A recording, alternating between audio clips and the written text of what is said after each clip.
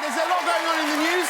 Let's get right into it. An article today revealed that during a national security meeting last summer, Donald Trump said that he wanted to increase the number of America's nuclear weapons by tenfold. Tenfold. Trump would have gone higher than tenfold, but he ran out of fingers to count on. Sort of it. Now, this was all part of the same meeting where Secretary of State Rex Tillerson reportedly called Trump a moron. Although, let's be honest, we've all heard Donald Trump speak. That could have been any meeting. Trump denies... No, come on. No. Stop it.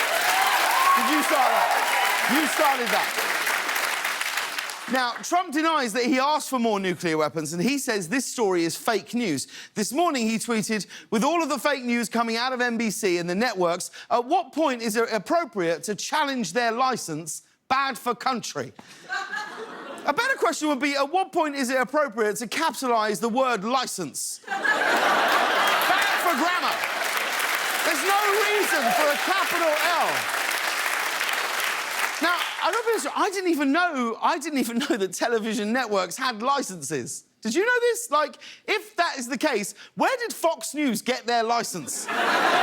Is it from some guy selling fake IDs behind a liquor store? Okay, what do you need? I'll get you a licence. You can say whatever you want. In other news, more and more celebrities are speaking out against the president. Last night, the rapper Eminem attacked President Trump in a freestyle rap video that aired at the BET Awards. Now, the title of Eminem's rap was The Storm. So, naturally, Donald Trump reacted by throwing rolls of paper towels at it. The video had a very raw feel to it. It was Eminem rapping straight to one camera in a parking garage. We got a photo of it here.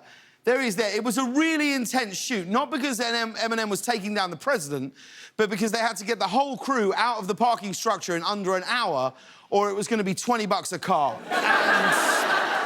And we're not going to pay that. Eminem's lyrics were politically charged.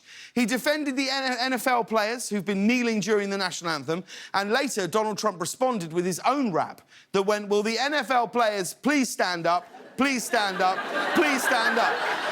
And finally...